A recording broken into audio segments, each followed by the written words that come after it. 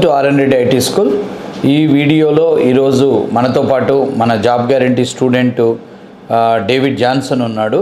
So ఈ యొక్క video యొక్క ప్రత్యేకత ఏంటంటే సాఫ్ట్వేర్ ఉద్యోగం అంటే అందరూ అనుకున్నట్టు బీటెక్ ఉండాలి, కంప్యూటర్ సైన్స్ చదవాలి, ఎంసీఏ చదవాలి అని అంటుంటారు. యాక్చువల్గా ఇంతకుముందు మన వీడియోలలో కూడా ఏ డిగ్రీ చదివిన వాళ్ళైనా సాఫ్ట్వేర్ ఇంజనీర్ అవ్వచ్చు, బీటెక్ ఎంసీఏ కాదు అని చెప్పడం జరిగింది.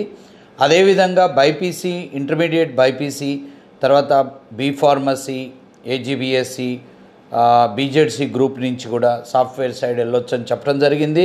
అండ్ ఇంతకుముందు కొన్ని వీడియోలలో మన పాత విద్యార్థులు ఎవరైతే బీఫార్మసీ, ఏజీబీఎస్సీ నుంచి సాఫ్ట్వేర్ ఉద్యోగాలు కొట్టిన వాళ్ళ వీడియోలు కూడా ఇవ్వడం జరిగింది. ఈరోజు ఇంట్రడ్యూస్ చేస్తున్న మన స్టూడెంట్ డేవిడ్ జాన్సన్ కూడా తన యొక్క బ్యాక్గ్రౌండ్ ఇంటర్మీడియట్ బైపీసీ అండ్ తర్వాత బీఫార్మసీ చదివాడు. బీఫార్మసీ నుంచి మెడికల్ కోడింగ్ ఒక 1 year జాబ్ చేసి అక్కడ గ్రోత్ లేదని అర్థం చేసుకొని సాఫ్ట్వేర్ కోడింగ్ వైపు వెళ్తేనే మంచి ఉద్యోగం, మంచి శాలరీస్ ఉంటాయనే ఉద్దేశంతో అతను ఇక్కడ కోర్స్ తీసుకోవడం జరిగింది. తర్వాత అతను ఇప్పుడు రీసెంట్గా ఒక కంపెనీలో జాబ్ చేస్తున్నాడు. రీసెంట్గా జాబ్ వచ్చింది. సో తన్ని పరిచయం చేస్తున్నాను.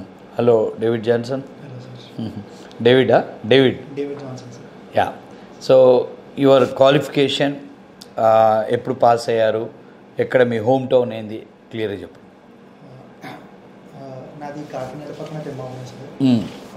నాది బైపీసీ తర్వాత నేను బీఫార్మసీ చేశాను సార్. ఇంటర్మీడియట్ బైపీసీ తర్వాత 2021లో బీఫార్మసీ క్వాలిఫై అయిన తర్వాత ఏం చేయాలో కన్ఫ్యూజన్లో 4 months ఫార్మసీలో చేశాను సార్. ఫార్మసీ జాబ్ చేశారా? అపోలో హాస్పిటల్లో ఇన్పేషెంట్ హాస్పిటల్లో చేశాను. అప్పుడు ఎంత ఉండే శాలరీ? అప్పుడు 10,000 సార్. ఓకే. ఎగ్జాక్ట్గా 9,000. దాని తర్వాత దీనికంటే బెటర్గా మెడికల్ కోడింగ్ ఉంటుంది కదా, మెడికల్ కోడింగ్కి హైదరాబాద్ వచ్చి ఇక్కడ జాబ్ చేశాను సార్. 1 year ఇక్కడ చేశాక ఏంటంటే గ్రోత్ అందులో కొంచెం ఒక పాయింట్కి వెళ్ళాక ఆగిపోయింది సార్.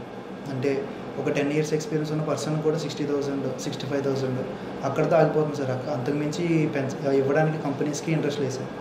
సో గ్రోత్ లేని దాంట్లో మనం అక్కడ ఎంత లాస్ట్ శాలరీ ఎంత 1 yearలో? 13,000 సార్. 13,000. యా.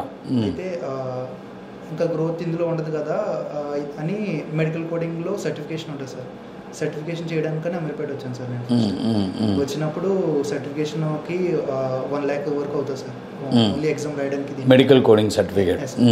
అయితే ఆ సర్టిఫికేషన్కి 1 lakh ఎందుకు ఖర్చు పెట్టడం, దాని బదులు ఈ టైం ఏదో నేను ఏమైనా సాఫ్ట్వేర్ కోర్స్ ఏమైనా చేద్దాము, ఇలా నేర్చుకున్నాం, ఏదో అట్లీస్ట్ ట్రై చేద్దాం, ఒకవేళ ఫ్యూచర్లో వచ్చినా రాకపోయినా నేను ట్రై చేసిన సాటిస్ఫాక్షన్ ఉంటుంది కదా అని చెప్పేసి ఈ కోర్సెస్ గురించి చూడడం ఒక్కొక్క ఇన్స్టిట్యూట్కి వెళ్ళాను సార్.